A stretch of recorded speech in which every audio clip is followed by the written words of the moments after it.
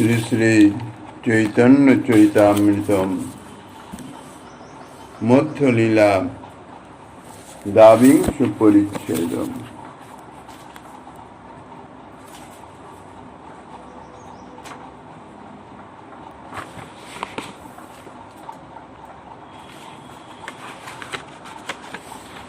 লোভে ব্রজবাসী ভাবে করে অনুগতি, শাস্ত্র যুক্তি নাহি মানে রাগানুগার প্রকৃতি। কলিযুগ পাবন অবতার পরম করুণাময় শ্রী গৌরাঙ্গ সুন্দরের কর্ম অন্তরঙ্গ প্রিয় পার্শ্বদ বর্জ পূজ্যপাদ ছিল কৃষ্ণদাস কবিরাজ গোস্বামী মহাশয় তাহার শ্রী শ্রী চৈতন্য চরিতামৃত নামক শ্রী গ্রন্থের মধ্যলীলার দ্বাবিংশ পরিচ্ছেদে সনাতন শিক্ষা প্রসঙ্গে বিধিভক্তির বর্ণনা করে এখন রাগানুগা ভক্তির বর্ণনা করিতেছেন। রাগানুগার কথা বলছেন শাস্ত্র যুক্তি নাহি মানে রাগানুগার প্রকৃতি, অর্থাৎ শাস্ত্র যুক্তির অপেক্ষা নয়। এই রাগানুগা ভক্তিমার্গের প্রবর্তনের মূল হইতেছে লোভ লালসা। যদি কাহারও রাগাত্মিকা ভক্তির জন্যই লোভ হয় তাহলে কি হবে? ব্রজবাসীগণ অর্থাৎ নিত্যসিদ্ধ স্বরূপ শক্তির গণ যে পরিকর, তাঁরা যেভাবে শ্রীকৃষ্ণের সেবা করেন, সেই লীলা কথা শ্রবণ করে অন্তরে লোভ বা লালসা, শ্রীকৃষ্ণের সেবার নিমিত্ত লোভ উৎপন্ন হবে, প্রকাশিত হবে বা জাত হবে। তাদৃশ ভাগ্যবানের যারা কৃষ্ণ কৃপা বা ভক্ত কৃপা প্রাপ্ত হয়েছেন। এখন এই যে সেবা, আনুগত্যময়ী সেবার জন্যে লোভ, এটা হচ্ছে রাগানুগার স্বভাব। কিন্তু যদি কারো রাগাত্মিকা ভক্তির জন্যই লোভ হয় তাহলে কি হবে? সেক্ষেত্রে বলা হয়েছে এই যে লোভের কারণ হইতেছে যখন কৃষ্ণ কৃপা বা ভক্ত কৃপা, অন্য কোন উপায়ে যখন এই সেবার লোভ জন্মাতে পারে না, তখন যার প্রতি কৃষ্ণের কৃপা বা ভক্ত কৃপা হবে তার আনুগত্যময়ী ভক্তির প্রতি লোভ বা লালসা জন্মাবে, স্বতন্ত্র ভক্তির প্রতি নয়, অর্থাৎ রাগাত্মিকার প্রতি লোভ তাদের হবে না। কেননা রাগাত্মিকা ভক্তি নিত্যসিদ্ধ পরিকর অর্থাৎ স্বরূপ শক্তির গণে, জীব শক্তি তো সেটি সম্ভব নয়। কাজে যেটি হবার নয় তার জন্য কখনো ভক্ত কৃপা বা ভগবত কৃপা হতে পারে না। ভগবত কৃপা বা ভক্ত কৃপা কখনো তো ব্যর্থ হয় না। যাহা অলিক, যাহা অসম্ভব, সে সম্বন্ধে কখনো কৃপা হয় না। কাজেই কৃপার কার্য তা নয়, কৃপার কার্য লোভ জন্মানো, এমন বিষয়ে লোভ জন্মানো যাহা সে প্রাপ্ত হতে পারে, অবশ্যই প্রাপ্ত হতে পারে। হ্যাঁ, কিন্তু এমন বিষয়ে লোভ জন্মেলো যে সেটি তার পাওয়া কখনোই সম্ভব নয়, সেটি তো কখনো কৃপা হয় না। বলতে গেলে সেটা প্রকারান্তরে অকৃপাই। যাহা পাওয়া সম্ভব তার জন্য যিনি লোভ জন্মান এবং তাহার পাওয়ার উপায় ইত্যাদি জানিয়ে দেন, তিনি হচ্ছেন প্রকৃত কৃপালু বা করুণাময়। আবার প্রশ্ন হতে পারে, রাগাত্মিকার আনুগত্যময় যে ভাবের জন্য সাধক জীবের লোভ হবে, সেই ভাবের পাত্র বা আশ্রয় ব্রজের সেই নিত্যসিদ্ধ পরিকর অর্থাৎ স্বরূপ শক্তিগণের মধ্যে আছে কিনা? আনুগত্যময়ী, তা আনুগত্য কার করবে? যে ভাবের সেবা বাসনা, সেই ভাবের তো মূল পারিষদ থাকা চাই, যার আনুগত্য সে করবে। সেক্ষেত্রেও বলা হচ্ছে যে রাগাত্মিকার আনুগত্যময় ভাবের আশ্রয় নিত্যসিদ্ধ পরিকরের মধ্যে সদা সর্বদাই বিদ্যমান আছেন।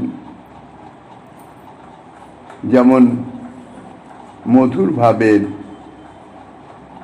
যে ভজনা, তার যে নিত্যসিদ্ধ রাগাত্মিকা ভক্তির যে পরিকরগণ, তার মধ্যে শ্রীরূপ মঞ্জুরি আদি যে মঞ্জুরি বর্গ, তানারাই হচ্ছেন রাগানুগার আশ্রয়।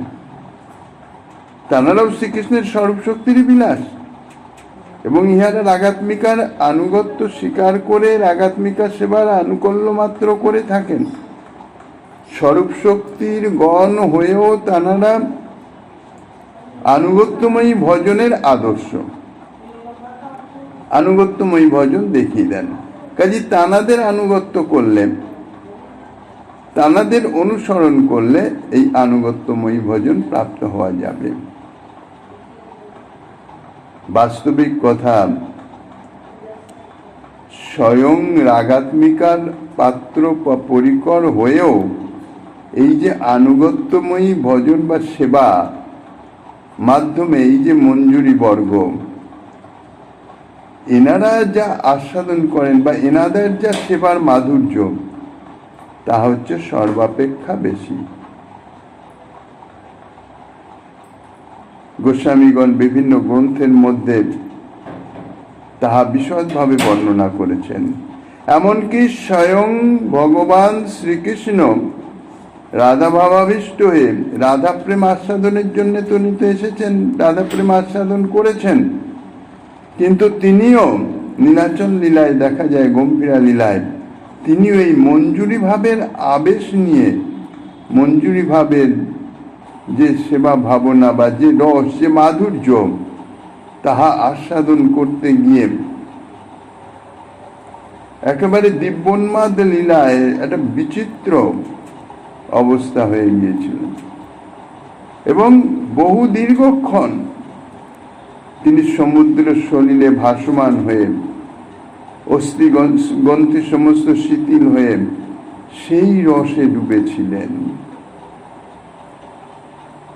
কাজেই বলতে গেলে রাগাত্মিকার পরিকর হয়েও এই যে মঞ্জুরি বর্গের যে সেবা, সেই সেবার যে মাধুর্য, তা হচ্ছে সর্বাপেক্ষা বেশি। এমনকি সখীগণেরও সে মাধুর্য আস্বাদন হয় না। এসব মঞ্জুরিগণ সখী হয়েও দাসী, অর্থাৎ স্বতন্ত্র সেবা করেন না, সখীগণের আনুগত্য এর মাধ্যমে সেবা করেন। কাজে আনুগত্যময়ী ভজনের বা সেবার আদর্শ স্বরূপেনরা এনাদের আনুগত্য, এনাদের আদর্শ, এনাদের অনুসরণ, পদাঙ্ক অনুসরণ করে ভজনে অগ্রসর হলে তাহলে ব্রজেন্দ্রনন্দনের সেবা অবশ্যই প্রাপ্ত হওয়া যাবে। তাহলে মোটামুটি সিদ্ধান্তে আসা গেল এই যে রাগাত্মিকার আনুগতা ভক্তিকে, রাগাত্মিকার অনুগতা ভক্তিকে রাগানুগা বলে। এখন রাগাত্মিকার ইতিপূর্বেই বলা হয়েছে যে দুই রকমের রাগাত্মিকা ভক্তি, দুই প্রকারের আছে। একটা হচ্ছে সম্বন্ধ রূপা, আর একটা হচ্ছে কামরূপা। তাহলে তদনুরূপ রাগানুগারও দুইটি অঙ্গ থাকার কথা। সম্বন্ধ রূপার অনুগতা যারা, রাগানুগা যারা, তাদের বলা হবে সম্বন্ধানুগা, আর কামরূপার অনুগত যে রাগানুগা, তাহাকে বলা হবে কামানুগা। দাস্যসখ্য বাৎসল্য ভাবের যে সেবা বা যে ভক্তি, তাহা হচ্ছে সম্বন্ধ রূপা, সম্বন্ধের উপরে নির্ভরশীল। কাজেই সেই দাস্যসখ্য বাৎসল্য ভাবের অনুগত যে রাগানুগা ভক্তি, সেটি হবে সম্বন্ধ অনুগা। আর ব্রজসুন্দরীগণের মধুর ভাবের অনুগতা যে রাগানুগা ভক্তি, তাহা হবে কামানুগা। এখন আবার এই কামানুগা ভক্তি এ আবার দুই ভাগে বিভক্ত আছে। এক হচ্ছে সম্ভোগেচ্ছাময়ী, আর দ্বিতীয় হচ্ছে তত্ত্বৎ ভাবেচ্ছাময়ী। কেলি বিষয়ক তাৎপর্যপতি যে ভক্তি, তার নাম হইতেছে সম্ভোগেচ্ছাময়ী। আর নিজ নিজ যুতেশ্বরী দিগের ভাবমাধুর্য কামনাকেই বলা হয় তত্তৎ ভাবেচ্ছাময়ী। কেলি তাৎপর্য বত্তেব সম্ভোগেচ্ছাময়ী ভবে তদ ভাবেচ্ছাত্মিকা তাসাং ভাব মাধুর্য কামিতা। এর মধ্যে সম্ভোগেচ্ছাময়ী রাগানুগার কিন্তু শ্রী ব্রজেন্দ্র নন্দনের সেবা পাওয়া যায় না। ভক্তিরসামৃত বলছেন, যদি কেহ ব্রজসুন্দরী দিগের আনুগত্য স্বীকার করেও ভজন করেন এবং যদি রাগানুগা ভক্তির যে সমস্ত বিধি আছে সেই সমস্ত বিধি অনুসারেও ভজন করেন, এমনকি দশাক্ষর বা অষ্টাদশাক্ষর মন্ত্রে কাম গায়ত্রী কাম বীজেরেও শ্রী মদন গোপাল দেবের ভজন করেন, কিন্তু তাদের মনে যদি সম্ভোগেচ্ছা থাকে, রমণ অভিলাষ থাকে, অর্থাৎ সখী ভাবের ভজন যাহাকে বলা হয়, তাহলে সাধক কিন্তু ব্রজেন্দ্র নন্দনের সেবা পাবেন না। এটি হচ্ছে এই রাগানুগা ভক্তি, এটি অতি সূক্ষ্ম দিক দর্শন। এটি বিচার করা বা অনুভব করা অত্যন্ত দুরূহ। রাগানুগা ভজনই করছেন, রাগাত্মিকা ভক্তির সখীগণের আনুগত্য নিয়ে ভজন করছেন, কিন্তু অন্তরে যদি সম্ভোগেচ্ছা থাকে, যেমন দেখা যায় লীলাতেও সখীগণের সাক্ষাৎ শ্রীকৃষ্ণের সঙ্গে বিলাস বিহারাদিতে কোনো মন নাই, তারা যুগল বিলাসেই সদা সর্বদা রত, কিন্তু তবুও শ্রীমতী রাধারানী কখনো কখনো রসবৈচিত্র্য আস্বাদনের নিমিত্ত সখীগণের সঙ্গে বিলাস বিহারাদি করিয়ে থাকেন। সেক্ষেত্রে তাঁরা তাহা অঙ্গীকারও করেন। এই যে স্বতন্ত্র বিলাস বিহার ইত্যাদির মাধ্যমে যে সেবা, অর্থাৎ ব্রজেন্দ্র নন্দনকে সুখ প্রদানের ইচ্ছা, ইহাই হচ্ছে সম্ভোগেচ্ছাময়ী। এখন এই জাতীয় ভাবের বাসনা যদি কারো মনে থাকে, রাগানুগারই ভজন করিতেছেন এবং সম্পূর্ণ নিষ্ঠা সহকারে বিধিবিধান অনুসারে তিনি ভজন করিতেছেন, অর্থাৎ প্রেম প্রাপ্ত হয়ে তিনি নিজ যে সিদ্ধ দেহ, সেই দেহ প্রাপ্ত হয়ে প্রকট লীলায় শ্রী ব্রজেন্দ্র নন্দনের সেবা অবশ্যই প্রাপ্ত হবেন। এইভাবে ভজনা যদি করেন, প্রেম প্রাপ্ত হবেন ঠিকই, সবই হবে, কিন্তু ব্রজেন্দ্র নন্দনের সেবা তিনি প্রাপ্ত হবেন না।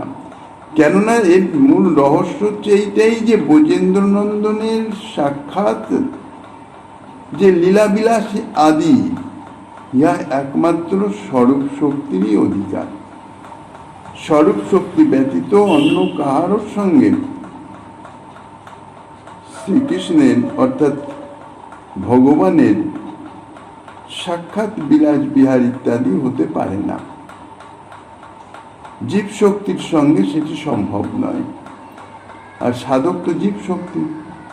এখন তিনি চাইছেন স্বরূপ শক্তির মতন, পরিকরের মতন স্বতন্ত্র সেবা বাসনা, স্বতন্ত্রভাবে সেবা করে শ্রীকৃষ্ণকে সুখী করবেন, কিন্তু সেটি সম্ভব নয়।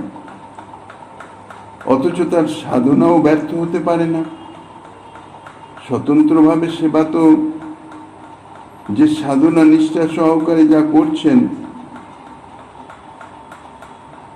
ভগবান তো তাহা ব্যর্থ করতে পারেন না। সাধনে ভাবিবে যাহা সিদ্ধ দেহে পাবে তাহা, যে যথামাং প্রপদ্যন্তে তথৈব ভজাম্যহম। তাহলে এর সমাধানটা কি হবে? সিদ্ধ অবস্থায় তানার কি হবে? ব্রজেন্দ্র নন্দনের সেবা লাভ হবে না, শ্রীকৃষ্ণ সেবা পাবেন। কেননা তার যে আরাধ্য দশাক্ষর বা অষ্টাদশাক্ষর মন্ত্র অর্থাৎ শ্রীকৃষ্ণ সেবা সে পাবে, কিন্তু সিদ্ধ অবস্থায় তাহার দ্বারকায় মহিষী বর্গের কিঙ্করিত্ব লাভ হবে, দ্বারকা লীলার পার্শ্বদ হয়ে যাবেন, ব্রজলীলার পার্শ্বদত্ব তাহার প্রাপ্তি হবে না। ঋরংসাং সুষ্ঠু কুর্বন যো বিধি মার্গেন সেবতে, কেবলে নৈব সতদা মহিষিত্ব মিয়াত পুরে। এর টিকায় এই বিধি মার্গেন শব্দের অর্থে শ্রী শ্রী জীব গোস্বামীপাদ লিখেছেন, বল্লভী কান্তত্ব ধ্যান ময়েন মন্ত্রাদিনাপি কিমুত মহিষী কান্তত্ব ধ্যান ময়ে তথ্য। চক্রবর্তীপাদ এই প্রসঙ্গে লিখেছেন, বস্তুতস্তু লোভ প্রবর্তিতং বিধি মার্গেন সেবনমেব রাগমার্গ উচ্যতে, বিধি প্রবর্তিতং বিধি মার্গেন সেবনং বিধি মার্গ ইতি। তাহলে এ সমস্ত থেকে বোঝা যায় শ্লোকোক্ত বিধি মার্গেন শব্দের অর্থ রাগানুগার ভজন বিধি। আর শ্রীজীব গোস্বামীপাদ মহিষিত্বং শব্দের অর্থ লিখেছেন মহিষিত্বং তদ বর্গানুগামিত্বম ইতি। বাস্তবিক জীবের পক্ষে তো মহিষত্ব লাভ হতে পারে না। দ্বারকার যে মহিষীগণ তাহারও স্বরূপ শক্তির গণ, জীব শক্তি তো কখনো মহিষিত্ব প্রাপ্ত হতে পারেন না। তাঁরা শ্রীকৃষ্ণের নিত্য প্রেয়সী মহিষী বর্গ, শ্রীকৃষ্ণের স্বরূপ শক্তির অংশ, আর জীব তার জীব শক্তি বা তটস্থ শক্তির অংশ। জীব শক্তি বা তটস্থ শক্তির অংশ হচ্ছে সদা সর্বদাই দাসত্ব। এখন রমণেচ্ছা থাকলে যথাবিহিত উপায়ে রাগানুগার ভজন করেও কেন ব্রজে শ্রী শ্রী রাধা গোবিন্দের সেবা পাওয়া যায় না? কেনই বা দ্বারকার মহিষীগণের কিঙ্করিত্ব অর্থাৎ দাসিত্ব লাভ হয়? তার যুক্তিমূলক কারণও আছে। এর মূল কারণ আর কিছুই নয়, এই রমণেচ্ছা, শ্রীকৃষ্ণের সঙ্গে বিলাস বিহারের ইচ্ছা। রমণেচ্ছা যে এর অন্তর্নিহিত সসুখ বাসনা সূচিত হয়। আগেই বলা হয়েছে জীব স্বরূপত কৃষ্ণ দাস, নিত্য দাস। জীব শক্তি হচ্ছে দাস এবং আনুগত্যই হচ্ছে দাসত্বের প্রাণ বস্তু। এই জন্য আনুগত্যময়ী সেবাতেই তার স্বরূপগত অধিকার, স্বতন্ত্রময়ী সেবাতে জীব শক্তির অধিকার নাই। জীব একমাত্র আনুগত্যময়ী সেবাই পেতে পারে, স্বাতন্ত্র্যময়ী সেবা কখনো পাবে না, তার অধিকার নাই। এখন যে সাধক বা সাধিকার মনে রমণেচ্ছা জাগে, তাহলে ব্রজে তিনি আনুগত্য যে করবেন, কার আনুগত্য করবেন? ব্রজে তো সসুখ বাসনা বলে কোন রকম কোনো গন্ধাভাস নাই। এই সসুখ বাসনারূপ বস্তুটির ব্রজলীলাতে একান্ত অভাব, মানে তার আভাসও পাওয়া যায় না। সমস্ত পরিকর বর্গ সকলেই চান একমাত্র শ্রীকৃষ্ণের সুখ। শুধু তাই নয়, নিজ সুখ সম্বন্ধে কোনো গন্ধ লেশাভাস পর্যন্ত নাই, অনুসন্ধানের তো কথা দূরে। আর শ্রীকৃষ্ণ কি চান? প্রেম তো পারস্পরিক। প্রেমাস্পদের সুখ যখন কামনা করিতেছেন, তখন প্রেমাস্পদ সেই প্রেমিকের সুখ কামনা করে। শ্রীকৃষ্ণ চাহেন তার পরিকর বর্গের সুখ। তিনি তো নিজেই বলেছেন, মদ ভক্তানাং বিনোদার্থং করমি বিবিধা ক্রিয়া। আমার ভক্তের চিত্ত বিনোদের উদ্দেশ্যেই, অর্থাৎ আনন্দ প্রদানের উদ্দেশ্যেই, তাদের সুখী করবার উদ্দেশ্যেই আমি বিবিধ ক্রীড়া বা লীলা করে থাকি, ইহাই আমার ব্রত। শ্রীকৃষ্ণ নিজের সুখ চান না। ভক্তবৃন্দ অর্থাৎ পারিষদবর্গ যেভাবে সেবা করে শ্রীকৃষ্ণকে সুখী করতে চান, শ্রীকৃষ্ণ তাদের সেই সেবা গ্রহণ করে তাদের সুখী করেন। সেই সেবা গ্রহণের মাধ্যমে তিনি কতটা সুখ পাবেন কি সুখ পাবেন না, এ সম্বন্ধে কোনো ভাবনা, চিন্তা, বিচার, অনুসন্ধানের লেশাভাসও শ্রীকৃষ্ণের মধ্যে নাই।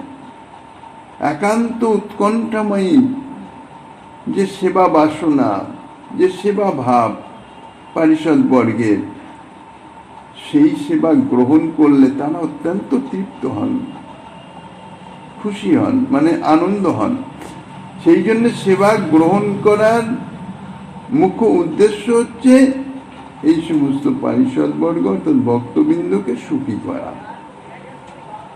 তাইলে ব্রজের যে ব্রজলীলায় ব্রজ পরিকরদের মধ্যে কাহারও মধ্যে না সেব্য তত্ত্ব অর্থাৎ বিষয় তত্ত্ব, না আশ্রয় তত্ত্ব, কারোর মধ্যেই শশুক বাসনার লেশাভাস নাই।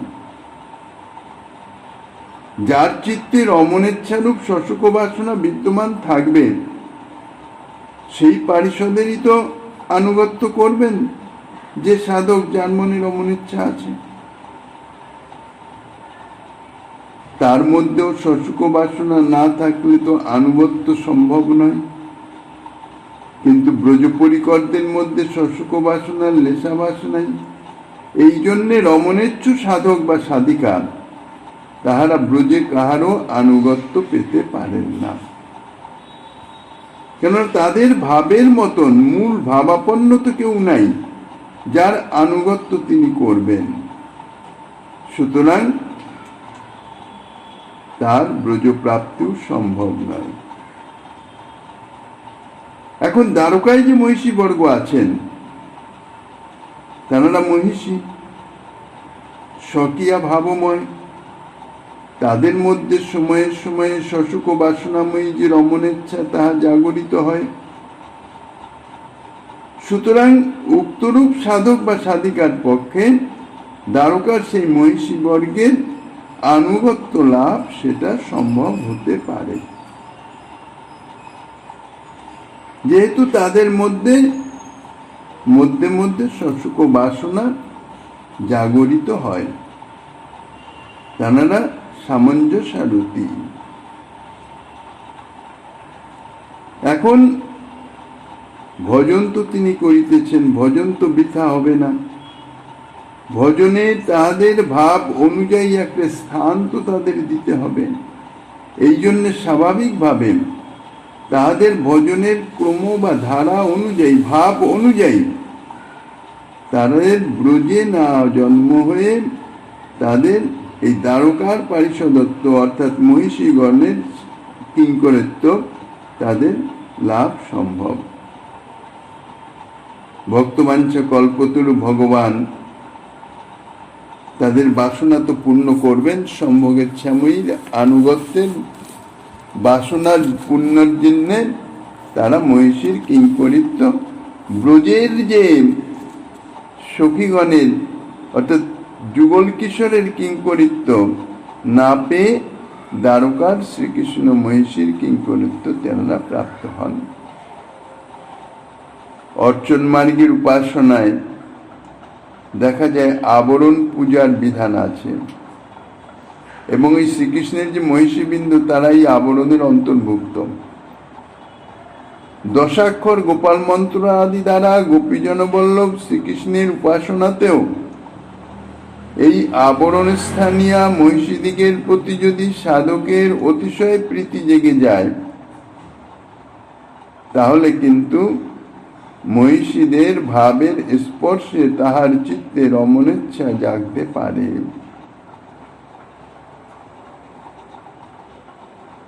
হৃদংসাং সুষ্ঠু কুর্বন। শ্রীজীব গোস্বামী চরণও তাহাই বলেছেন। হৃদংসাং কুর্বন্নীতি নত শ্রী ব্রজ দেবী ভাবেচ্ছাং কুর্বন নিত্যর্থ, কিন্তু সুষ্ঠু ইতি মহিষীবৎ ভাব স্পৃষ্টতয়া কুর্বন নতু শৈলেন্দ্রিবত্তৎ স্পৃষ্টতয়া ইত্যর্থম। শ্রীমদ দশাক্ষরাব অপ্রাপ্য বরণ পূজ্যায়াং তন মহিষী সেব তস্য অত্যাদরাদিতি ভাবা। সাবরণ পূজার যে বিধান আছে অর্চন মার্গের উপাসনায়, সেই বিধানে মূলের সঙ্গে আবরণের অর্থাৎ চারিপার্শ্বের ইত্যাদি সমস্ত সকলের উদ্দেশ্যে যে পূজার বিধান আছে, সেখানে শ্রীকৃষ্ণের মহিষীগণ আবরণের অন্তর্ভুক্ত। এবার তাদের প্রতি যদি একটু আদর এসে যায়, একটু যদি আসক্তি এসে যায়, তাহলে এ জাতীয় অর্থাৎ তাদের অন্তরের যে ভাব, সেই ভাব সংক্রামিত হতে পারে, রমণেচ্ছা সে সাধকের জেগে যেতে পারে। যাহারা ব্রজদেবীদের ভাবের আনুগত্য কামনা করবেন, সেই সমস্ত রাগানুগা মার্গের সাধকগণের পক্ষে অর্চনাঙ্গ ভক্তি যাজনের সময় কখনো দ্বারকা ধ্যান, মহিষীদের পূজনাদি ইত্যাদি আচরণীয় বিধি নহে। ইহাই হচ্ছে ভজনের সূক্ষ্ম সূক্ষ্ম বিষয়। অর্চনাঙ্গে এগুলি আছে, কিন্তু সকলগুলো সকলের জন্য উপযোগী নয়। যার যেটুকু উপযোগী তার সেটুকুই করা উচিত। যে সাধক বা সাধিকার চিত্তে রমণেচ্ছা জাগে না, একমাত্র তিনি ব্রজলীলায় প্রবেশ লাভ করতে পারেন। অনুকূল পরিস্থিতি হলেও তার চিত্তে কখনো কোন রকম দাগ কাটবে না। যখন নিত্যলীলায় প্রবেশ করবেন, নিত্য সেবায় সাধন সিদ্ধ পারিষদত্ব প্রাপ্ত হয়ে প্রকট লীলাতে আনুগত্যময়ী ভজনে সেবাতে রত হয়ে গেছেন, সেই প্রবেশ করার পরেও শ্রীকৃষ্ণ যদি কোনো সময়ে শ্রীমতী রাধারানী কর্তৃক প্রেরিত হয়ে কিংবা অন্য কোনো কারণে তার সঙ্গে রমণ অভিলাষ করেন, রমণ অভিলাষী হয়েন, বিলাস বিহার ইত্যাদির জন্যে সেই পারিষদ অর্থাৎ পরিকরকে যদি তিনি পরিচিত করার চেষ্টা করেন, তাহলেও কিন্তু সেই সাধন সিদ্ধা পরিকর অর্থাৎ পারিষদ তিনি ভোগ পরাণমুখী থাকেন, অর্থাৎ কখনো শ্রীকৃষ্ণের সঙ্গে বিলাস বিহার ইত্যাদি বিন্দুমাত্র ইচ্ছার আভাসও তাহার চিত্তে কখনো প্রকাশিত হয় না, জাগরিত হয় না, বরং বিমুখতাই সদা সর্বদাই। প্রার্থিতা মপি কৃষ্ণেন তত্র ভোগ পরাণমুখী। শ্রীকৃষ্ণ বিলাস বিহারের জন্যে তাদের বললেও, পরিচিত করলেও তারা পরিচিত হয় না, বরঞ্চ তারা দূরে সরে যায়। আর সেক্ষেত্রে আপনা থেকে তাদের অন্তরে রমণেচ্ছা তো জাগার কোনো প্রশ্নই নেই। শ্রীকৃষ্ণ কর্তৃক প্রার্থিত হলেও যখন তাহাদের চিত্তে সেরকম কোনো ভাব জাগে না। ইহাই হচ্ছে কামানুগা ভক্তির মধ্যে তত্ত্বত ভাবেচ্ছাময়ী, অর্থাৎ এই তত্ত্বত ভাবেচ্ছাময়ী যে কামানুগা ভক্তি, তাই হচ্ছে বিশুদ্ধ কামানুগা ভক্তি। তত্ত্বত ভাবেচ্ছাত্মিকা শব্দের অর্থে শ্রীজীব গোস্বামীপাদ লিখেছেন, তত্ত্বত ভাবেচ্ছাত মেতি তস্যা তস্যা নিজ নিজাভিষিতায় ব্রজ দেব্যা যো ভাব তত্ত্ব বিশেষ তত্র ইয়া ইচ্ছা শৈবাত্মা প্রবর্তিকা যস্য সেতি মুখ্য কামানুগা জ্ঞাপ। শ্রীরূপ মঞ্জুরি আদি মঞ্জুরি বর্গ নিজ অভীষ্ট ব্রজদেবীর আনুগত্য স্বীকার করে সম্ভোগ বাসনা আদি পরিত্যাগ পূর্বক রাগাত্মিকাময়ী শ্রীকৃষ্ণ সেবার আনুকূল্য বিধানের নিমিত্ত যে বলবতী ইচ্ছা, তাই হইতেছে তত্ত্বৎ ভাবেচ্ছাময়ী কামানুগা ভক্তির প্রবর্তিকা। অন্তরের ভাব হচ্ছে তাই। শ্রীরূপ মঞ্জুরি আদি তাদের চিত্তে কখনো সম্ভোগ বাসনার লেশাবাস নাই, এবং শ্রীমতী রাধারানী কর্তৃক প্রেরিত হলেও কোনো মঞ্জুরি শ্রীকৃষ্ণের সঙ্গে বিলাস বিহারে কখনো রত হন না। সেই সমস্ত মঞ্জুরিগণের আনুগত্য স্বীকার, অর্থাৎ মঞ্জুরগণের যে ভাব, সেই ভাবের অনুবর্তী হয়ে অনুগতা হয়ে যে ভক্তি, যে সেবা, তাই হচ্ছে তত্ত্বৎ ভাবেচ্ছাময়ী। ইয়াই হচ্ছে মুখ্যা কামানুগা ভক্তি, অর্থাৎ রাগানুগা ভক্তি। ইয়াই হচ্ছে মুখ্যা।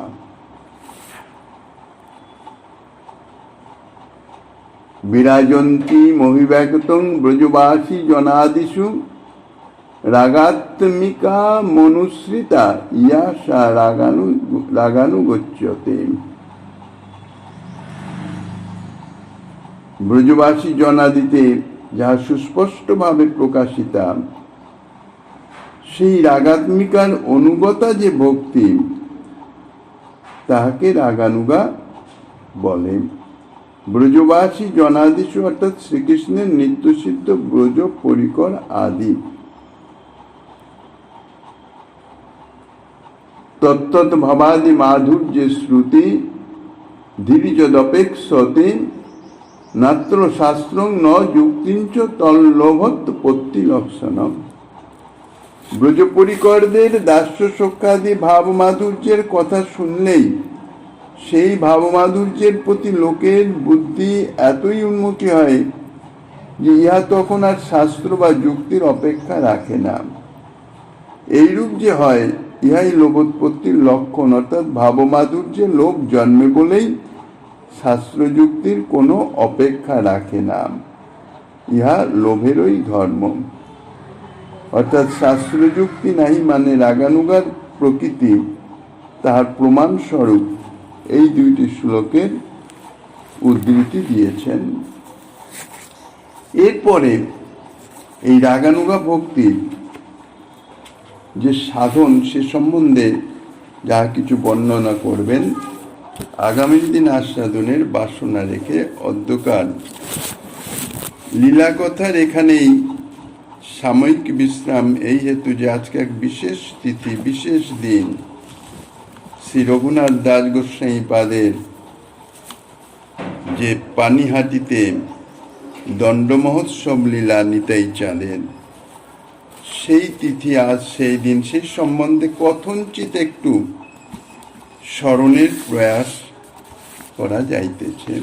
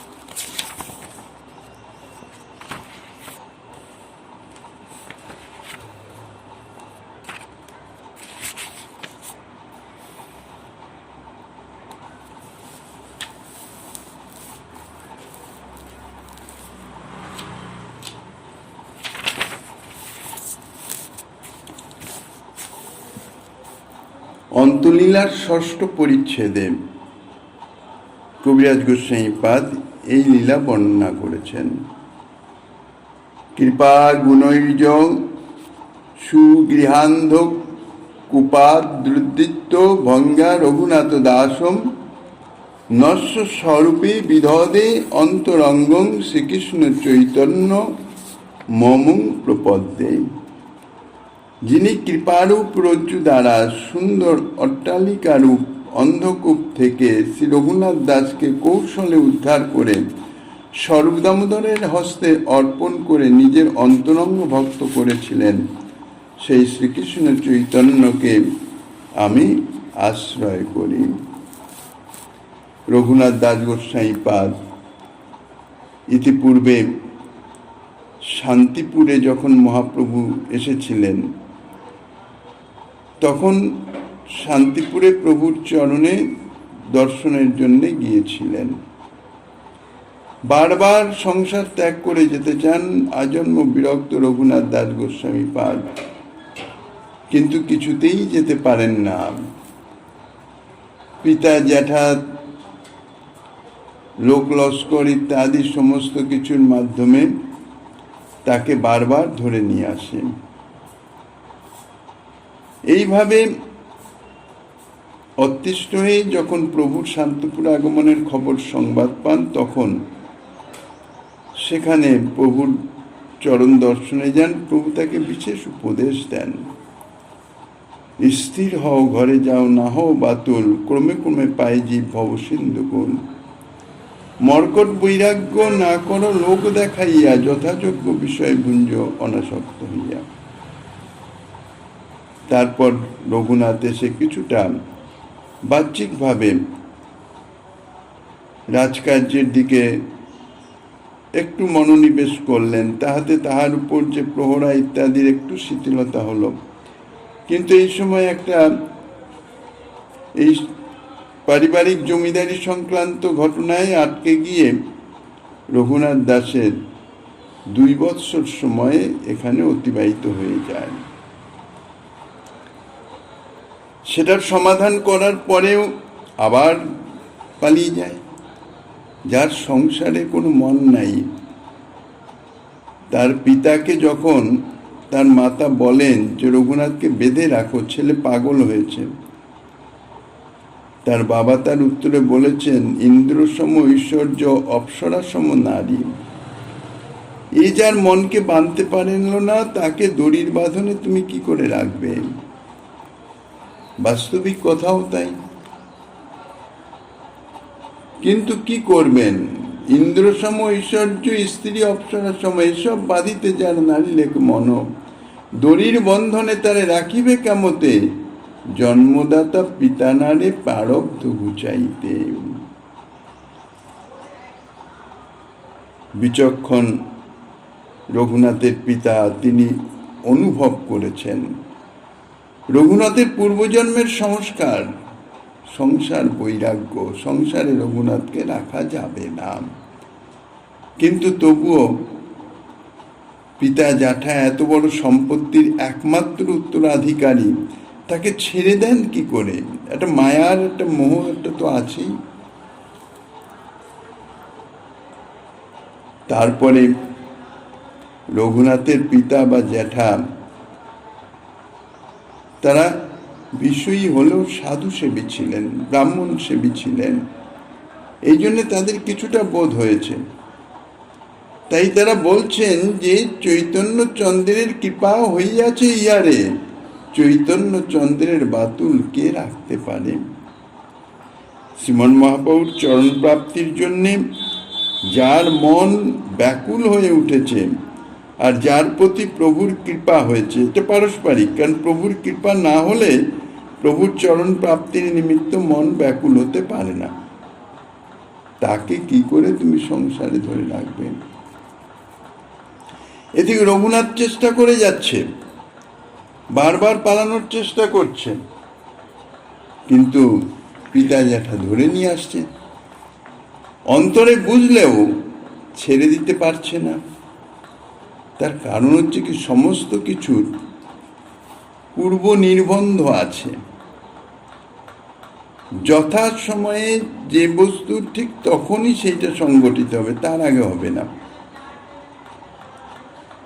ঠিক সেই রকম রঘুনাথ চেষ্টা করেও কিন্তু যেতে পারছে না। তখন রঘুনাথ দাস গোসাইপাদ নিজে মনে মনে বিচার করলেন, প্রভু আমাকে বললেন অচিরাৎ কৃষ্ণ কৃপা হবে, অর্থাৎ সংসার বন্ধন থেকে মুক্ত হব, অথচ আমি হচ্ছি না, কারণ কি? এর ভিতরে নিশ্চয়ই কোনো গুরু রহস্য আছে। মনে মনে বিচার করে চিন্তা করলেন, আমি তো সদা সর্বদাই সাক্ষাৎভাবে প্রভুর কৃপা প্রাপ্তির জন্য চেষ্টা করিতেছি, কিন্তু প্রভুর কৃপা তো সাক্ষাৎভাবে কখনো হবে না। এটা তো ভক্ত কৃপা সাপেক্ষ। প্রভুর পার্শ্বদবর্গের তো কখনো কৃপার আমি অনুসন্ধান করি নাই। তাই তবে রঘুনাথ কিছু বিচারিলা মনে, নিত্যানন্দ গোসাই পাশ চলিলা আর দিনে। মনে মনে চিন্তা করলেন, প্রভুর দ্বিতীয় কলেবর নিতাই চাঁদ, প্রভুর অভিন্ন কলেবর যেমন, আর প্রভুর একান্ত অন্তরঙ্গ, তানার কৃপা যদি পাওয়া যায়, সেই উদ্দেশ্যে সেদিকে নিতাই চাঁদ তখন পানিহাটিতে অবস্থান করছেন। পানিহাটিতে এসে উপস্থিত হলেন। পানিহাটি গ্রামে পাইল প্রভুর দর্শন, কীর্তনিয়া সেবকগণ সঙ্গে বহুজন। গঙ্গা তীরে বৃক্ষমূলে পিণ্ডার উপরে বসিয়াছেন যেন কোটি সূর্যোদয় করে। তলে উপরে বহু ভক্ত হইয়া বেষ্টিত, দেখিয়া প্রভুর প্রভাব রঘুনাথ বিস্মিত। পানিহাটিতে গিয়ে দেখলেন, পানিহাটে গঙ্গা তীরে যে বটবৃক্ষ, সেই বটবৃক্ষের গোড়া বাঁধানো, তার উপরে নিতাই চাঁদ বসে আছেন যেন কোটি সূর্যোদয় করে, এমন বিশাল দীপ্ত জ্যোতিষময়। আর সেই পিণ্ডার উপরে, পিণ্ডার নিচে চতুর্দিকে প্রভুর অন্তরঙ্গ পার্শ্বদগণ সহ অন্যান্য ভক্তবৃন্দ সহ চতুর্দিকে এমন ভাবে যেন সভা সাজিয়ে বসে আছেন। নিতাই চাঁদের এই জাতীয় প্রভাব ইতিপূর্বে তো দেখেনও নাই, শোনেনও নাই। সদা সর্বদাই সরাসরি চৈতন্যচন্দ্রের চরণে চৈতন্য কৃপা প্রাপ্তির জন্য চেষ্টা করে গেছেন। রঘুনাথ বিস্মিত হয়ে গেলেন। দণ্ডবত হইয়া সেই পড়িলা কত দূরে, সেবক কহে রঘুনাথ দণ্ডবত করেন। কাছে তো আসার উপায় নেই, কারণ চতুর্দিকে ভক্তগণ পরিবেষ্টিত। দূর থেকেই দণ্ডবত হয়ে পড়লেন। নিতাই চাঁদের সেবক চতুর্দিকে তো তার দৃষ্টি, কে কোথায় আসছে না আসছে, কি করছে না করছে, অর্থাৎ কোন ভক্ত আসছে, কোন ভক্ত প্রভুর সঙ্গে সাক্ষাৎ করতে চাইছেন ইত্যাদি। সঙ্গে সঙ্গে প্রভুর চরণে নিবেদন করলেন যে রঘুনাথ দণ্ডবত করিতেছেন। সর্বান্তর্যামী প্রভু, তিনি তো জানেন। শুনি প্রভু কহে, চোরা দিলি দর্শন, আয় আয় আজ তোরে করিব দণ্ডন। শ্রবণ মাত্রই নিতাই চাঁদ বলে উঠলেন, আরে চোরা, এতদিন বাদে দর্শন দিয়েছিস, আয় আমার কাছে আয়, আজকে তোকে আমি শাস্তি দিব, দণ্ড করব। কি জন্যে? এই দীর্ঘকাল তুই আমার দর্শন দিস না, তুই আমার কাছে আসিস নাই। প্রভু বলায় তিহ নিকটে না করে গমন, আকর্ষিয়া তার মাতে প্রভু ধরিলা চরণ। নিতাই চাঁদের যে প্রভাব মহিমা, নিতাই চাঁদ কাছে ডাকছেন, কিন্তু রঘুনাথ সন্ত্রস্ত, বিগলিত হয়ে গেছে চিত্ত, প্রভুর সামনে যেতে পারছেন না। মানে এত দৈন্যতা, এত একটা দ্রবীভূত চিত্ত অবস্থা প্রভুর প্রভাব দেখে, আর প্রভুর বিশেষত প্রভুর করুণা দেখে। এমন ভাবে একান্ত অন্তরঙ্গ জনের মতন যে আহ্বান, এই আহ্বান শুনলেই মন বুদ্ধি চিত্ত সমস্ত বিগলিত হয়ে যায়, চরণে যেন বিকিয়ে যায়। নিতাই চাঁদের তাদৃশ আহ্বান। নিতাই চাঁদ বলপূর্বক তাকে আকর্ষণ করে তার মস্তকে নিজের রাতুল চরণ যুগল অর্পণ করে কৃপা করলেন। কৌতুকে নিত্যানন্দ সহজে দয়াময়, রঘুনাথে কহে কিছু হইয়া সদয়। পরম কৌতুকী হচ্ছে নিতাই চাঁদ, পরম দয়াময়, পরম করুণ এবং কৌতুক সম্পন্ন, মানে আনন্দ, সদা সর্বদাই আনন্দ প্রদান করেন। রঘুনাথের প্রতি অত্যন্ত করুণাপূর্ণ হয়ে, দয়াপূর্ণ হয়ে, দয়াবান হয়ে তিনি বলছেন, নিকটে না আইস মোর ভাগ দূরে দূরে, আজি লাগি পাইয়াছ দণ্ডিমু তোমারে। তুমি আমার ধারের কাছে আসো না, সবসময় দূরে দূরে, অর্থাৎ ওই বাইরে বাইরে থেকেই প্রভুর কাছে পৌঁছে যেতে চাইছ। আজকে তোমাকে আমি পেয়েছি, তোমাকে আজকে শাস্তি দিব, দণ্ড করব। চিরাদধি ভক্ষণ করাহ মোর গণে, শুনি আনন্দিত হইল রঘুনাথের মনে। কি দণ্ড দিব? কি জাতীয় করুণাময় নিতাই চাঁদ, যেচে যেচে করুণা করছেন। সেবা ব্যতীত তো ভগবত পাদ পদ্ম পাওয়া যাবে না। ভগবান তো বলেছেন, আমার তোমার ভক্ত সেবা বড়। ভক্তের কৃপা, ভক্তের প্রসন্নতা, ভক্তের সেবার মাধ্যমেই ভগবানকে পাওয়া যায়। তো সেই সেবাটি দিচ্ছেন কে? না নিতাই চাঁদ, অযাচিত ভাবে বলছেন, আমার এই গণকে, সমস্ত ভক্তবৃন্দ সকলকে তুমি চিরাদধি ভক্ষণ করাও। হুট করে বললে সমস্ত অ্যারেঞ্জমেন্ট করতে গেলে তো এখন 2 দিন সময় লেগে যাবে, ওসবের নাই। কৃপা করুণা মানে এক্ষুনি কৃপা হবে, এক্ষুনি সেবা হবে, উপস্থিত। সেই জন্য উপস্থিত কি করা যায়? প্রস্তুত, তৈরি, ভোজনের জন্য তৈরি বস্তু কি? আর চিরাদধি। তাই বলছেন, দধি চিরা ভক্ষণ করাহ মোর গণে। আর এ জাতীয় সেবার কৃপাদেশ প্রাপ্ত হয়ে রঘুনাথের চিত্ত একেবারে মানে এত উৎফুল্লিত হলো, এত আনন্দিত হয়ে গেল রঘুনাথ, যে শুনিয়া আনন্দিত হইল রঘুনাথ মনে। রাজপুত্র তো রঘুনাথ, অর্থের অভাব নেই, লোকজনের অভাব নেই, সঙ্গে তো লোকজন পাই, মানে পাহাড় প্রহরী সমস্ত নিয়েই বাবা যেটা পাঠিয়েছে। সেইক্ষণে নিজ লোক পাঠাইল গ্রামে, ভক্ষদ্রব্য লোক সব গ্রাম হইতে আনে। এটা তো ঘটনাটা তো গঙ্গা তীরে, বটবৃক্ষ মূলে, এখানে তো কোনো দোকানপাট নাই। রঘুনাথ সঙ্গে সঙ্গে নিজের যে সঙ্গের লোককে পাঠিয়ে দিল বাজারে, অর্থাৎ দোকানে। সেখান থেকে যত যত ভক্ষদ্রব্য, যে দোকানে যা আছে, অর্থাৎ চিরা, দধি, দুধ ইত্যাদি সমস্ত কিছু, চিরাদধি, দুগ্ধ, সন্দেশ আর চিনি, কলা সব আনি প্রভু আগে চৌদিকে ধরিলাম। সমস্ত কিছু নিয়ে এসে নিতাই চাঁদের সম্মুখে সমস্ত হাজির করছেন। মহোৎসব নাম শুনি ব্রাহ্মণ সজ্জন, আসিতে লাগিল লোক অসংখ্য গণন।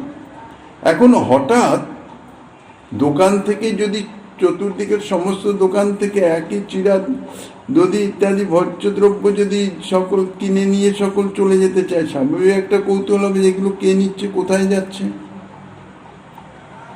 সংবাদ ছড়িয়ে গেল যে মহোৎসব হচ্ছে গঙ্গা তীরে। আর মহোৎসবের নাম শুনে যত ব্রাহ্মণ সজ্জন ভক্ত ব্যক্তিগণ তারা সব এসে উপস্থিত হতে লাগলেন। আর গ্রাম হইতে সামগ্রী আইল, আর যত লোক সংগঠ বাড়তে আছে, সামগ্রী তো চাই।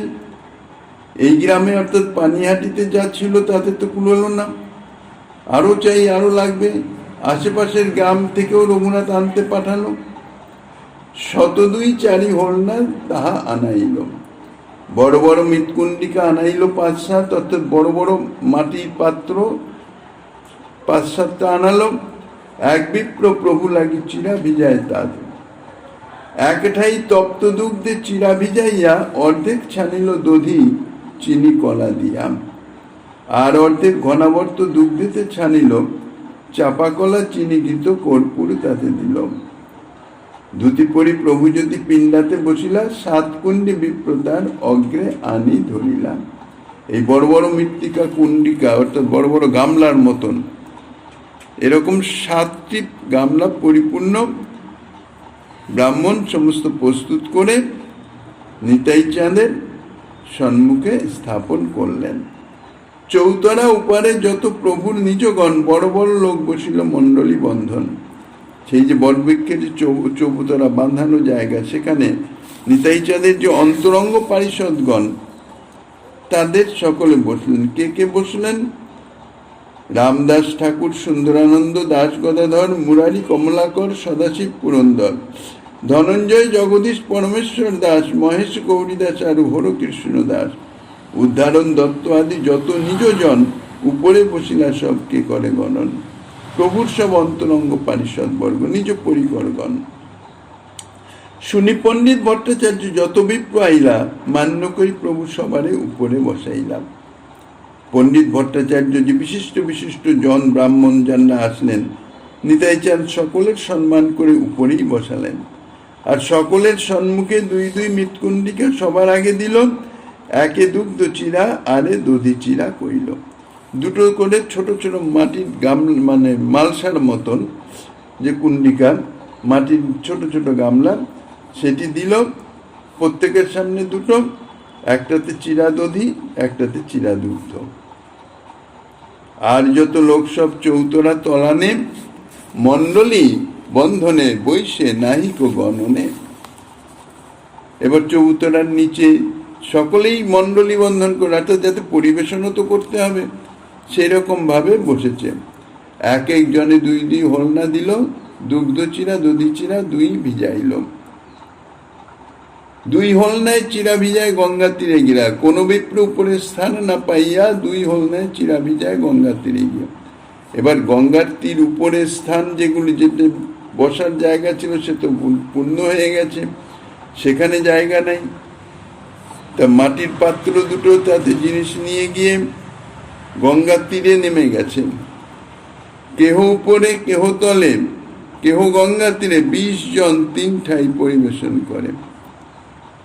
তীরে জায়গা না পেয়ে কিছু কিছু ভক্ত কি করবে, একেবারে জলের মধ্যে নেমে গেছে, অর্থাৎ হাঁটু জলে ইত্যাদিতে নেমে গেছে।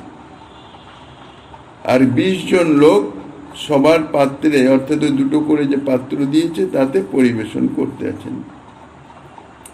হেনকালে আইল তাহা রাঘব পণ্ডিত, হাসিতে লাগিলা দেখি হইয়া বিস্মিত। রাঘব পণ্ডিত প্রভুর অন্তরঙ্গজন, তার ওখানেই নিতাই চাঁদের অবস্থান বা প্রসাদ ইত্যাদি।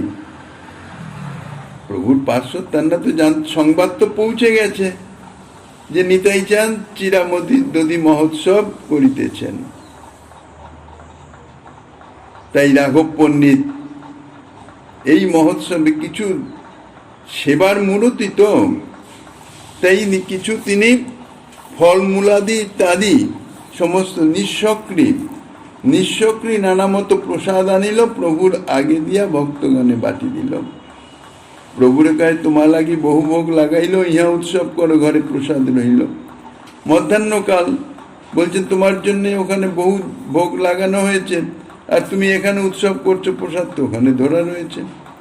প্রভু কাহে এ দ্রব্য দিনে করিয়ে ভোজন, রাত্রে তোমার ঘরে প্রসাদ করিব ভক্ষণ।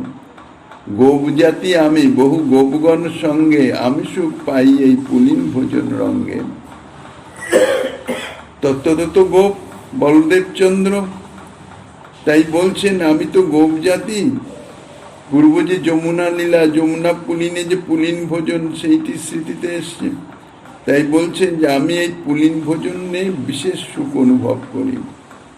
রাঘবের বসায় 2 কুণ্ডি দেওয়াইল, রাঘব দিবিত চিরা তাতে ভিজাইল। সকল লোকের চিরা সম্পূর্ণ যবে হইল, ধ্যানে তবে প্রভু মহাপ্রভুরে আনিল। পঙ্গদে বসলে যেমন দেখা যায় কিছু পরিবেশন মোটামুটি সবার পাতে পরিপূর্ণ হয়ে গেল, ধ্বনি দেওয়া শেষ হলো, তারপরেই জয়ধ্বনি দিয়ে প্রসাদ গ্রহণ শুরু হয়। সেই রকম এখানে পরিবেশন কার্য যখন সমাপন হয়ে গেল, তখন নিতাই চাঁদ প্রভুকে আহ্বান করলেন, মহাপ্রভুকে আহ্বান করলেন।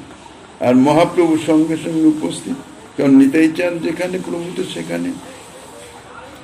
সর্বব্যাপক তত্ত্ব, তানাকে তো নীলাচল থেকে আসতে হয় না, তিনি তো সর্বত্রই বিদ্যমান, স্মরণ মাত্রই প্রকট। প্রকট হলেন, কিন্তু অন্য কেউ তো দেখতে পাবেন না। প্রভুর যেই প্রকট হলেন সঙ্গে সঙ্গে নিতাই চাঁদ উঠলেন। মহাপ্রভু আইলা দেখি নিতাই উঠিলা, তারে লইয়া সবার চিরা দেখিতে লাগিলাম। এখন সকলের কাছে তো আমানিয়া বস্তু গেছে, প্রসাদ তো করতে হবে, নিবেদন তো করতে হবে। তাই নিতাই চাঁদ প্রভুকে সঙ্গে নিয়ে সবার কাছে ঘুরে ঘুরে বেড়াচ্ছেন। সকল কুণ্ডি হলনার চিরায় এক এক গ্রাস মহাপ্রভুর মুখে দেন করি পরিহাস। হাসি মহাপ্রভু আর গ্রাস লইয়া তার মুখে দিয়া খাওয়ান হাসিয়া হাসিয়া। এইভাবে সকলের বস্তু প্রভু গ্রহণ করিতেছেন। এটা এই পানিহাটের দণ্ড মহোৎসবের এটা বিশেষত্ব। প্রতি বৎসরেই এই দিনে ওখানে উৎসব হচ্ছে, একদম প্রত্যুষ থেকে শুরু হয় সন্ধ্যা পর্যন্ত। যে যেখানে স্বতন্ত্রভাবে এইভাবে প্রভুদ্বয়ে ভোগ লাগান এবং প্রভুদ্বয় প্রকাশ অলক্ষিতভাবে থেকেও তাহা গ্রহণ করেন, ইহাই বিশেষ মাধুর্য। এই মতো নিত্যানন্দ বেড়ায় সকল মণ্ডলে, দান্ডাইয়া রঙ্গ দেখে বৈষ্ণব সকলে। মহাপ্রভুকে তো কেউ দেখছেন না, দেখছেন নিতাই চাঁদকে। নিতাই চাঁদ যা করে বেড়াচ্ছেন দেখছেন, সকল ভক্তগণ বৈষ্ণবগণ দর্শন করিতেছেন। কি করিয়া বেড়ায় ইহা কেহ নাহি জানে, মহাপ্রভুর দর্শন পায় কোনো ভাগ্যবানে। খুব অন্তরঙ্গ জন যদি কেউ হয়, সে মহাপ্রভুর দর্শন পাচ্ছে। তা নইলে বাকি সব নিতাই চাঁদকেই দেখছেন, নিতাই চাঁদ কি করছেন কিছু বুঝতেই পারছেন না। সকলের থেকে অর্থাৎ সকলের নিবেদন প্রভু পাওয়া হয়ে গেলে তবে আসি নিত্যানন্দ আসনে বসিলা, চারিকুণ্ডি চিরা আর ডাহিনে রাখিলাম। নিতাই চাঁদের ডান দিকে প্রভুর আসন দিয়ে মহাপ্রভুকে সেখানে বসালেন, চারকুণ্ডি চিরা সেখানে দাওয়ালেন। দুই ভাই তবে চিরা আসন দিয়া মহাপ্রভুরে তাহা বসাইলা, দুই ভাই তবে চিরা খাইতে লাগিলাম। দেখি নিত্যানন্দ প্রভু আনন্দিত হইলা, কত কত ভাবাবেশ প্রকাশ করিলাম। আজ্ঞা দিল হরি বলি করহ ভোজন, হরি হরি ধ্বনি উঠি ভরিল ভুবন। এইবার নিতাই চাঁদ সকলকে ভোজন করবার জন্য আদেশ দিলেন এবং সকলে হরিধ্বনি দিয়ে ভোজন শুরু করে দিলেন।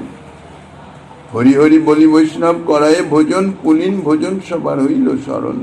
নিত্যানন্দ প্রভু মহাকৃপালু উদার, রঘুনাথের ভাগ্যে এত কইল অঙ্গীকার। বাস্তবিক সেবা পাওয়া অত্যন্ত সৌভাগ্যের বিষয়, বিশেষ কৃপার পরিচায়ক। সে যে কোনো সেবাই হোক, বিশেষ করে এই অযাচিতভাবে সেবা, ইহাই হচ্ছে বিশেষ কৃপা। তাই বলছেন রঘুনাথের ভাগ্যে নিতাই চাঁদ এত অঙ্গীকার করলেন, এই বিশেষভাবে কৃপা করলেন। নিত্যানন্দ প্রভাব কৃপা জানিবে কোন জন, মহাপ্রভু আনি করায় পুলিন ভোজন। শ্রীরাম দাসাদিগ প্রেমাবিষ্ট হইলাম, গঙ্গা তীরে যমুনা পুলিন জ্ঞান করিলাম। মহোৎসব শুনি প্রসারী গ্রাম গ্রাম হইতে, চিরাদুদি সন্দেশ কলা আনিল বেচিতে। যত দ্রব্য লইয়া আসে সব মূল্যে লয়, তারই দ্রব্য মূল্যে লইয়া তাহারে খাওয়ায়। কৌতুক দেখিতে আইল যত যত জন, সেই চিরাদুদি কলা করিল ভক্ষণ। ভোজন করি নিতাই চাঁদ আচমন কইল, চারিকুণ্ডি অবশেষ রঘুনাথে দিল। ওই যে চারকুণ্ডি নিয়ে দুই প্রভু বসেছিলেন, তার যে অবশেষ পাত্র, সেই অবশেষ পাত্র রঘুনাথকে প্রদান করলেন সেবক।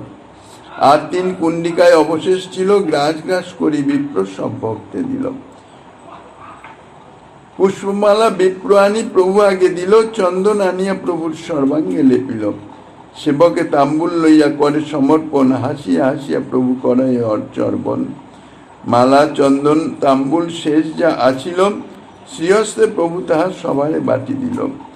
আনন্দিত রঘুনাথ প্রভুর শেষ পাইয়া, আপনার গণ সহ খাইল বাটিয়া। প্রভুর যে ভুক্তাবশেষ অধরামৃত পেল, রঘুনাথ নিজগণ সঙ্গে তাহা গ্রহণ করলেন। এই তো কহিল নিত্যানন্দের বিহার, চিরাদুদি মহোৎসব খ্যাতি হইল যার। এই হচ্ছে নিত্যানন্দের বিহার বিচার। শুধু তাই নয়, নিতাই চাঁদ রঘুনাথকে বলেই দেবেন যে তোমাকে কৃপা করার জন্যে প্রভু নিজে এসে এখানে তোমার প্রদত্ত সেবা গ্রহণ করেছেন, তোমার বন্ধন কেটে গেল, কোনো চিন্তা করো না। মূল তত্ত্ব কি? নিতাই চাঁদের কৃপা ব্যতীত, অর্থাৎ ভক্ত কৃপা ব্যতীত ভগবানের সেবা লাভ কখনোই সম্ভব নয়। নিতাই চাঁদের কৃপা বিনা কখনো গৌরচাঁদের সেবা কখনো পাওয়া সম্ভব নয়, সে সাক্ষাৎ চাঁদের সঙ্গে থাকলেও। এই জন্যই বলা হয় দৃঢ় করি ধরো নিতাই পায়, এবং তারই দৃষ্টান্ত দেখালেন এই রঘুনাথ দাস গোস্বামী পাদের জীবনীতে। এরপরেই রঘুনাথ দাস গোস্বামী পাদ নিতাই চাঁদ বলেই দিবেন যে কোনো চিন্তা নেই, তোমার এই এই ঘটনা হবে, তোমাকে কিভাবে কখন নেবেন, কিভাবে তোমার সংসার ত্যাগ, তা ঠিক যখন সংসার ত্যাগ করে তোমাকে নিয়ে যাবেন, ঠিক তখনই সেই উপায়ে তোমার সম্মুখে উপস্থিত হবে, তুমি নিশ্চিন্ত থাকো। যখন পরদিন সকালবেলায় প্রভু গঙ্গা স্নান করে বসে আছেন, রঘুনাথ এসে যখন চরণ বন্দনা করলেন, রঘুনাথ আসি কইল চরণ বন্দন, রাঘব পণ্ডিত দ্বারা কইল নিবেদন। অধম পামর মুই দিনহীন জীবাধম, মোর ইচ্ছা হয় পাং চৈতন্য চরণ। প্রভুর চরণ, রঘুনাথ দাস গোস্বামীর আচরণে এটা বিশেষ শিক্ষার। কখনো সরাসরি প্রভুর চরণে নিজে নিবেদন করেন নাই। কি নীলাচলে অবস্থানকালে প্রভুর চরণে নিজে কখনো কোনো কথা নিবেদন করেন নাই সাক্ষাৎ। হয় স্বরূপ দামোদর গোস্বামী নইল গোবিন্দ, তার মাধ্যম দিয়ে বলাতেন। এখানেও ঠিক সেরকম নিতাই চাঁদের চরণেও কিন্তু সরাসরি নিজে বলেন না, রাঘব পণ্ডিতের দ্বারা নিবেদন করাচ্ছেন নিজের দুরবস্থার কথা। অধম পামর মুই হীন জীবাধম, মোর ইচ্ছা হয় পাং চৈতন্য চরণ। আমি অধম, পতিত, অত্যন্ত হীন, দিন, মানে আমার মতন পতিত অধম জীবার কেউ নাই, কিন্তু আমার অন্তরে এক দুর্লভ বাসনা জেগেছে, চৈতন্য চরণ প্রাপ্তি। কিরকম বাসনা বলছেন? বামন হইয়া যেন চাঁদ ধরিবারে পায়, অনেক যত্ন কইনু যাইতে কহু সিদ্ধ নয়। বামন হয়ে যেমন চাঁদ ধরার আশা, আমার আশাও সেই রকম, এবং সেই আশা পূর্তির নিমিত্ত আমি বহু চেষ্টা করেছি, কিন্তু কখনো সে আশা পূর্ণ হয় নাই। যতবার পালাং আমি গৃহাদি ছাড়িয়া, পিতামাতা দুইজনে রাখেন বান্ধিয়া। তোমার কৃপা বিনা কেহ চৈতন্য না পায়, তুমি কৃপা কইলে তারে অধমেহ পায়। অযোগ্যময়ী নিবেদন করিতে কর ভয়, মোরে চৈতন্য দেহ গোসাই হইয়া সদয়। মোর শিরে পদ ধরি করহ প্রসাদ, নির্বিঘ্নে চৈতন্য পান করো আশীর্বাদ। রঘুনাথ দাস গোস্বামী অন্তরের প্রার্থনা জানালেন রাঘব পণ্ডিতের মাধ্যমে নিতাই চাঁদের চরণে। শুনি হাসি কহে প্রভু সব ভক্তগণের, সমস্ত ভক্তগণকে প্রভু বলছেন রঘুনাথ দাসের এই জাতীয় দৈন্য বিনয় সম্বলিত কথা শ্রবণ করে, অন্তরের প্রার্থনা, আবেগ আকুতি শ্রবণ করে সমস্ত ভক্তবৃন্দ, উপস্থিত ভক্তবৃন্দকে বলছেন ইহার বিষয় সুখ ইন্দ্র সুখ সমেত, চৈতন্য কৃপাতে সেহ নাহি ভাই মনে, সবে আশিস দেহ পায় চৈতন্য চরণে। এই হচ্ছে বিশেষত্ব এই শুদ্ধ ভক্তি, বিশেষ করে রাগানুগা ভক্তি মার্গের মূল কথাই হচ্ছে ভক্তগণের কৃপা। ভক্ত কৃপা ব্যতীত কোনো মতেই সম্ভব নয়।